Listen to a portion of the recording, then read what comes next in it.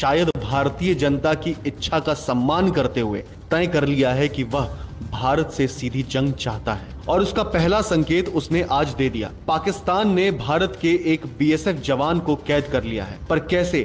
भारत के जवान को कैद करके पाकिस्तान ने अपने ही पैर पर कुल्हाड़ी मार दी है, जिसकी कीमत पूरा पाकिस्तान शायद सदियों तक चुकाएगा।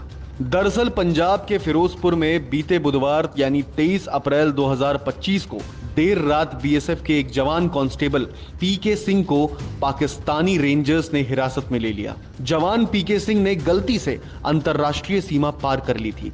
यह मामला वहीं सुलझ जाता यदि सामने कोई समझदार मुल्क का अफसर या सिपाही था, पर सामने थे पाकिस्तानी रेंजर्स। यह घटना तब हुई जब बीएसएफ की 182वीं बटालियन किसानों की निगरानी के लिए जीरो लाइन के पास तैनात थी।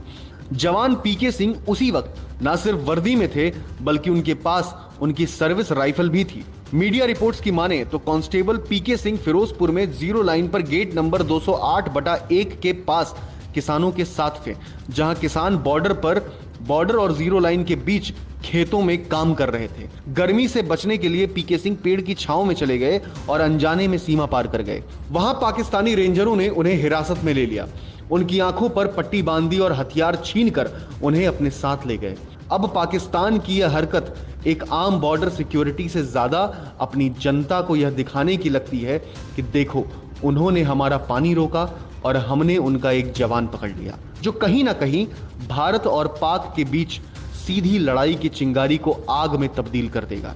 लेकिन यह आग जलाने से पहले पाकिस्तानी आर्मी को प्रधानमंत्री मोदी के दिए गए भाषण का वह अंश भी सुनना चाहिए और अमल करना चाहिए। मैं बहुत स्पष्ट शब्दों में कहना चाहता हूं,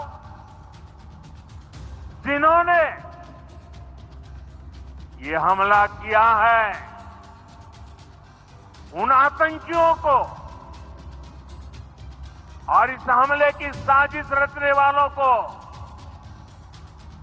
उनकी कल्पना से भी बड़ी सजा मिलेगी। सजा मिलकर के रहेगी।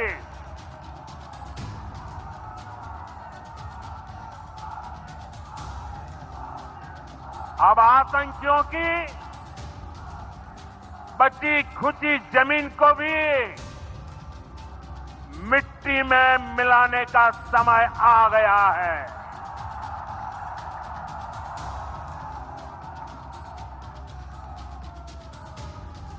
एक सौ चालीस